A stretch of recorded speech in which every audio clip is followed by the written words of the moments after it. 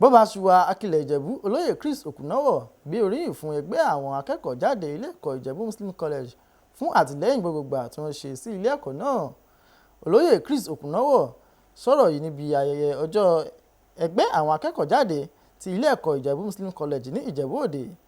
Fatima Hasan ṣe ẹlẹ́rìí ayẹyẹ náà tó wáyé ní pápá ilé ẹ̀kọ́ náà, ó sì jábọ̀ ròyìn ẹgbọ́ròyìn náà síwájú sí i. Àwọn akẹ́kọ̀ọ́ jáde ilé ẹ̀kọ́ Ìjẹ̀bú Muslim College tí a mọ̀ sí IMCOSA ni wọ́n kórajọ papọ̀ sí pápá ìṣeré ilé ẹ̀kọ́ náà láti ṣe ayẹyẹ èyí tó kún fún ìtàn, ìṣọ̀kan àti ìdí pàtàkì ilé ẹ̀kọ́ náà. Àwọn akẹ́kọ̀ọ́ jáde ilé ẹ̀kọ́ náà ni wọ́n kórajọ ní kíkórajọ tí kìí ṣe akẹ́kọ̀ọ́ jáde ilé ẹ̀kọ́ ọ̀hún nìkan, lẹ́yìn tí ìkórajọ wọn dá lórí mọ̀lẹ́bí èyí tó dúró ṣinṣin lórí àfojúsùn, ọ̀rẹ́ ayérayé àti ìdúróṣinṣin lórí àdéhùn láti mú ilé ẹ̀kọ́ náà tẹ̀síwájú ní ọjọ́ iwájú.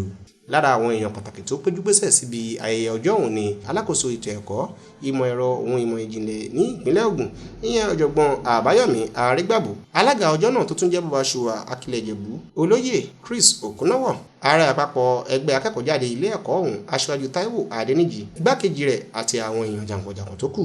Nínú ọ̀rọ̀ alága ọjọ́ náà, Olóyè Chris Okunọwọ̀ àti kọmíṣánná ètò ẹ̀kọ́ ìpínlẹ̀ Ògùn ọ̀jọ̀gbọ́n Àbáyọ̀mí Arégbàbù ni wọ́n ti gbóríyìn fún ẹgbẹ́ akẹ́kọ̀ọ́ jáde ilé ẹ̀kọ́ Ìjẹ̀bú Muslim College IMCOSA fún ti takuntakun ohun àfojúsùn wọn fún ilé ẹ̀kọ́ ibi tí wọ́n ti jáde, léyìí tó sì ti mú ẹ̀kọ́ rọrùn fún ilé ẹ̀kọ́ náà, pàápàá jùlọ fún olùkọ́ àti àwọn akẹ́kọ̀ọ́. Alága ẹgbẹ́ akẹ́kọ̀ọ́ jáde ilé ẹ̀kọ́ Ìjẹ̀bú Muslim College Aṣíwájú Táíwò Adéníjì àti igbákejì rẹ̀ Alhaji Afọláṣadé Òdúèkè ni wọ́n sọ pàtàkì kókó àfojúsùn wọn láti ran ilé ẹ̀kọ́ ibi tí wọ́n ti jáde lọ́wọ́. Gbogbo àwọn àtàtijọ́ lọ skul àtàwọn tí ò bá wá skul àtàwọn tó ń tiẹ̀ mọ̀ wá rárá, èyí ni gbogbo àwọn máa ríra wa.